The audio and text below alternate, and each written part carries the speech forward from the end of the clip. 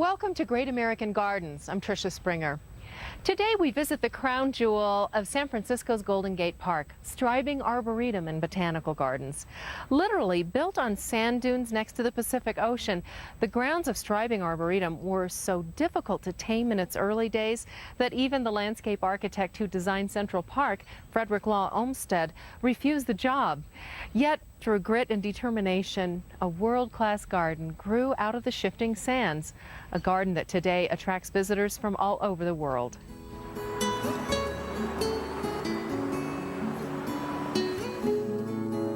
The expansive beauty of the Golden Gate Bridge seems to float on the fog bank below. San Francisco's unusual weather also adds to the beauty of its most prominent botanical garden.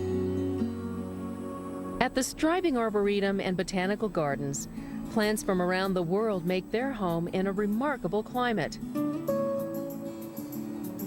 Here, the fog simulates the cloudy mist of a tropical forest.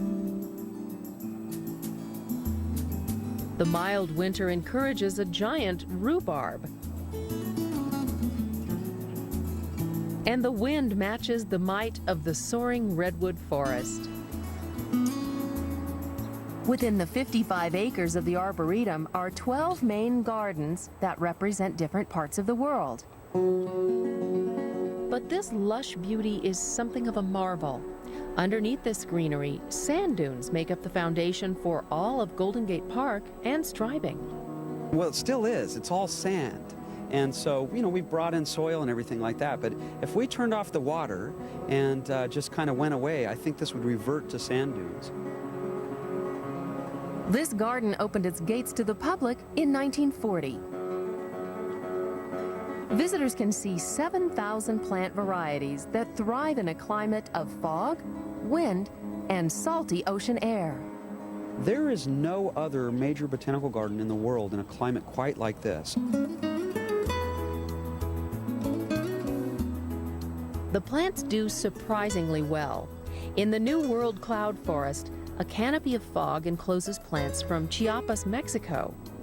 Delicate fuchsias dangle like ornaments, while a nearby passion vine grows in tangled beauty.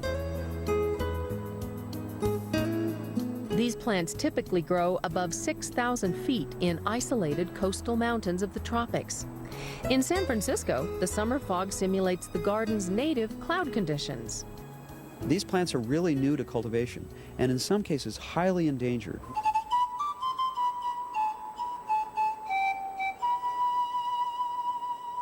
One garden has survived time itself.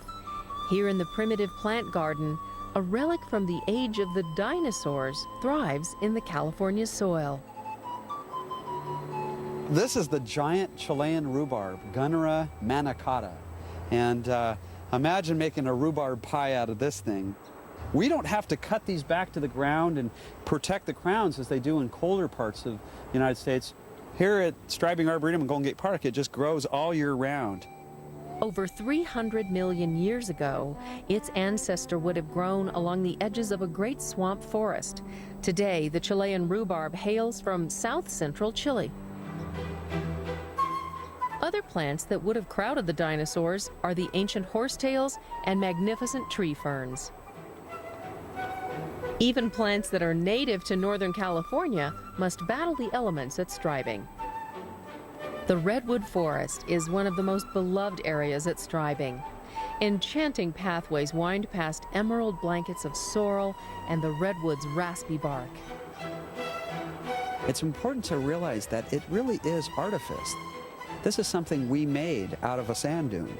And yet, inside there, I think it's probably one of the best simulations of a natural habitat in any botanical garden anywhere in the world. In the wild, the coast redwood is the tallest tree in the world. The largest was recorded at 364 feet. That's 4 blue whales standing end to end. But the redwoods here won't grow that tall. Once the trees reach a certain height, the mighty wind breaks off the tops. So they're squatty little trees, but you don't know that when you're in there walking around underneath the canopy. The Strybing Arboretum and Botanical Gardens showcase nature's ability to adapt. bright fuchsias that embrace the fog, and giant rhubarbs from times past. Here, the wonders of the garden continue to rise out of the shifting sands.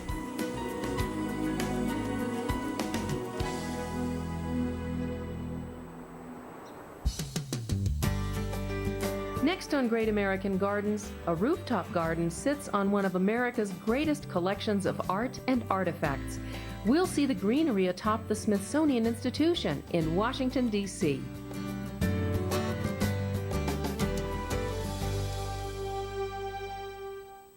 It's a whole... Welcome back to Great American Gardens. The Smithsonian Institution is sometimes called America's attic. That's because it has such a big collection of artifacts, antiques, and memorabilia. But it's also a place where flowers bloom and waters flow. The grounds of the old Smithsonian Castle are also home to the young Enid A. Haupt Garden.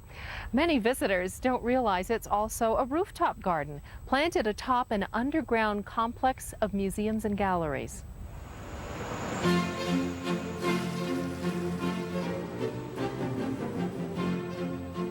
Each year in Washington, D.C., about 30 million people visit the Smithsonian Institution, where multiple museums are filled with art and artifacts like great American treasure chests. But many people don't realize 3 of those museums are underground, and atop their roofs is a unique living treasure, the Enid A. Haupt Garden. Being a rooftop garden, I like to tell people that we're actually a very large flower pot. Our soil ranges from 2 feet to 8 feet in depth, and we grow everything that you see in that limited amount of soil. This unusual rooftop garden is a mix of warmth and coolness. The heat from the buildings below gives a boost to tropical plants. An Asian-inspired garden is a restful place of cool water and warm stone. And on a hot day, Moorish fountains create irresistible temptation. Millions of people pass through this 4-acre flower pot each year, making it the most visited public garden in the United States. To please such a constant audience, the Haupt Garden staff makes sure the garden is at its peak year-round. If something isn't looking its best, we literally can take that plant out and put a plant at our greenhouses that is looking its best in its place, and we can literally do that overnight. The Enid A. Haupt Garden itself did not appear overnight. The Smithsonian Castle went up in 1855, the first of more than a dozen museums and galleries. By the 1980s, the Smithsonian Institution was having trouble getting approval to erect more museums around the National Mall. So they put the buildings underground and built a beautiful garden on top of the ground, mainly to hide the 3 buildings that are underneath us. The Enid A. Haupt Garden, named for its sole contributor, opened in 1987. Because there's only 2 to 8 feet of soil atop the hidden museums, this garden faces special challenges. The buildings radiate heat, which can quickly dry the thin layer of soil. The other thing you have to remember is we're a rooftop, so we don't want to excessively water, because then that's an excessive amount of water that sits on the roof of 3 buildings. So we're constantly juggling providing enough water for the plants, but not too much. On the other hand, warm soil also creates opportunities. The heat makes it possible to plant a wider palette of tropical plants, including these bright yellow alamandas. The alamandas join purple scaevolas to create the patterns of the parterre garden, a gorgeous Victorian carpet at the foot of the Smithsonian Castle. To the west of the parterre garden, tree-shaped hibiscus plants filled with flawless pink blooms line the path to the island garden. Visitors enter the island garden through pink granite gateways. Their design was inspired by the moon gates of China, but these are split in half for a modern twist. The moon gates would never be, if they were truly a moon gate, they would never be opened to the heavens. The central feature of this garden is a pool, shaped by Chinese symbolism. The square represents the earth, and the round center in the circle represents heaven. So essentially right now I'm supposedly standing in the center of heaven, I suppose. The water that surrounds this fountain is very calm, very peaceful, and the whole idea is to be a reflective space, a very peaceful space. It's also a very warm space. The granite throughout this garden retains the sun's heat, making it a popular spot to sit in winter. For the most popular spot in the heat of summer, visitors head east of the parterre, answering the irresistible call of the fountain garden. The design was inspired by the gardens of the ancient Moors, whose North African deserts gave them a special passion for water. The fountain garden is alive with water. Its Moorish design actually surrounds you by water. Jets of water, water fountain, anything to make it feel cool, make it feel exciting, and very alive. A curtain of water flows over the Shadar, a Persian water chute. The water recirculates constantly along the walls, where bubbling basins create cool bathing places for small birds, as well as small boys. Tropical plants also enjoy this damp oasis, including the Dobie tree and the plumeria, a popular flower in Hawaiian leis. In the Enid A. Hopt garden, both people and plants soak up the atmosphere, enjoying the coolness of the water, the warmth of the stone, and the heat of the soil. Like the Smithsonian Institution itself, this garden is a treasury of American ingenuity and multicultural beauty.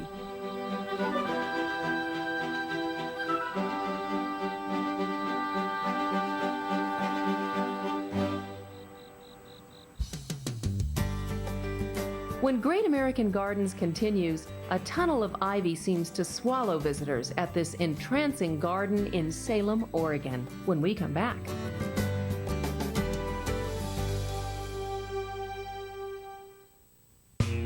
The best way to describe our next garden is charming. Surrounding an 1894 Queen Anne-style house, the gardens of Deepwood Estate in Salem, Oregon, are a series of outdoor rooms.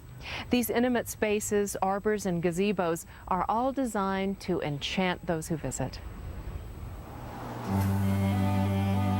Drivers whiz past Deepwood Gardens, seemingly unaware of the inviting retreat tucked behind trees and greenery here. As the fast-paced world rushes on, this secluded garden in Salem, Oregon speaks of a calmer era, filled with tea parties and elegant gardens.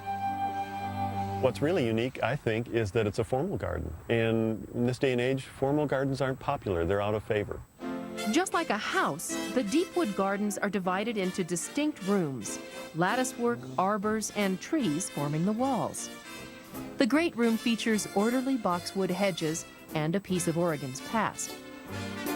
Crisscrossing ivy forms a tunnel, and the scroll garden hides initials in its boxwood hedges. Oregon's frequent rainfall keeps the 7 gardens surrounding this Queen Anne-style home lush and green. Today, these lovely gardens are open to the public, free of charge. But Deepwood Gardens began as the private estate of Alice Brown, an avid gardener and socialite. She wanted gardens as charming as a Victorian home. In 1929, Brown hired 2 trailblazing landscape architects to do the job. Elizabeth Lord and Edith Schreiber were the first professionally trained women landscape architects in the Northwest to have their own business. Alice Brown wanted to have a garden that she could entertain in and that she could garden in, because she did like to garden. And so she hired Lord and Schreiber. And their style was, I guess you would call it an English formal garden, which is a lot of boxwood, not all curvy lines, but straight lines as well. And they divided the spaces into a series of garden rooms. The first room Lord and Schreiber created during the 30 years they worked on the property was the Great Room. Alice Brown wanted a formal garden where she could hold large parties. Well, this is kind of the classic design that you see at Deepwood. It has a boxwood hedge that gives you that formal access. leads to a focal point, which is the gazebo. The gazebo was originally a part of Portland's 1905 Lewis and Clark Exposition, a fair celebrating the 100th anniversary of Lewis and Clark's exploration of the West. Another highly structured outdoor room is the Scroll Garden, named for its swirling boxwood hedges. It's here that landscape architect Edith Schrijver left her stylized signature. With a little imagination, you can make out a faint E and S. The scrolls on the surrounding decorative ironwork further enhance the elegance of the Scroll Garden. This wrought and cast iron fence was once a railing on top of an office building in downtown Portland. While the Scroll Garden is predominantly green, the nearby tea garden showcases pastels, a favorite with Alice Brown, who held intimate tea parties here among the perfumed flower petals. Alice Brown liked a lot of color. She had a lot of different kinds of flowers. In this garden, she used mostly pastels. And garden phlox is one of the classic garden perennials. You get a lot of color, and so you have pinks, and you have the purples or lavenders. And they made great cut flowers, and she would bring bouquets of flowers in the house. If she was going to entertain, there were going to be flowers around, inside and out. Today, this garden room features an eclectic mix of flowers. Pieweed towers overhead. A tropical mandevilla vine embraces an oriental lily. And bright spider dahlias intrigue visitors with their tube-like petals. While this profusion of color is enchanting, the area of the garden that seems to delight visitors the most is a tunnel of green. The arbor is ivy covered. It's a simple metal frame, just covered with ivy, and you're just in a tunnel when you walk through it. It's just a great feeling to walk through. For decades, ivy vines have been trained to grow over what started as an archway made of pipe. It captivates visitors today, as does the entire estate. These beautifully proportioned garden rooms have retained their charm over the years, a testament to Lord and Schrijver's skill. Deepwood in Salem, Oregon, is the only private garden designed by Lord and Schrijver that is open to the public today. Visions of the garden's elegant lines, manicured hedges, and enchanting tunnel linger in the memory long after the visit is over.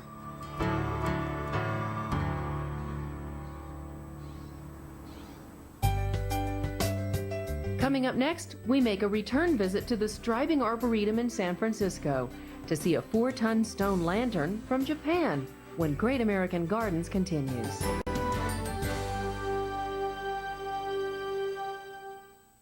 It was so frustrating, like a mystery I couldn't solve. Night after night, strange sensations in my legs kept me from falling asleep. So I had to get up and move when all I wanted to do was rest.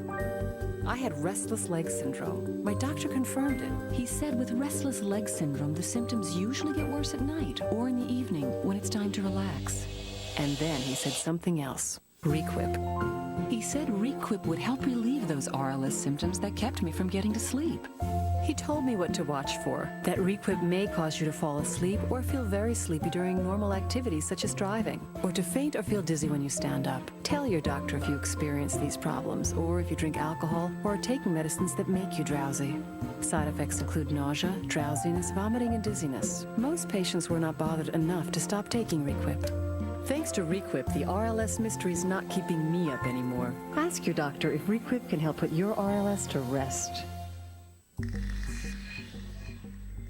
Mold is in your house.